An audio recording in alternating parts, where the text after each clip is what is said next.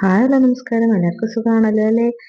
ഇന്നത്തെ ലഞ്ച് ബോക്സിലേക്ക് നമുക്ക് നോക്കിയല്ലോ. നല്ല ചൂട് ചോറ്, കണവത്തോരൻ, അതേപോലെ പുളിവെള്ളമാണ്. പുളിവെള്ളം എന്ന് പറഞ്ഞു കഴിഞ്ഞാല് പുളി കാച്ചി എടുക്കുകയും ചെയ്യണത്. അത് വേറെ നമ്മൾ രസം പുളിയൊന്നും വയ്ക്കൂല. വെളുത്തുള്ളി, പച്ചമുളക്, ജീരകം, അതേപോലെ പുളി, പിന്നെ മുളക്, കുറച്ച് കായം, ഇത്രയാണ് ഇടുന്നത്. കൂടുതലും കുരുമുളകിന്റെയും പച്ചമുളകിന്റെയും ടേസ്റ്റ് ആയിരിക്കും മുന്നിൽ നിൽക്കുന്നത്.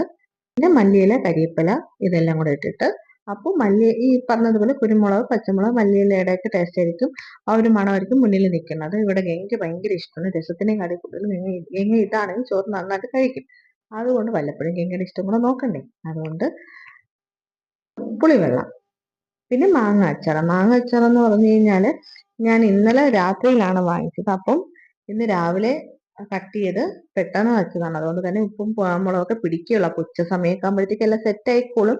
ഉപ്പും മുളകും കായും ഇതെല്ലാം പിടിക്കുകയുള്ളൂ. അപ്പം എല്ലാവർക്കും വീഡിയോ കണ്ട് ഇഷ്ടപ്പെടാൻ ലൈക്ക് ചെയ്യാനും കമന്റ് ചെയ്യാനും ഷെയർ ചെയ്യാനും സബ്സ്ക്രൈബ് ചെയ്യാനും മടിക്കരുത്. സപ്പോർട്ട് ചെയ്യാനും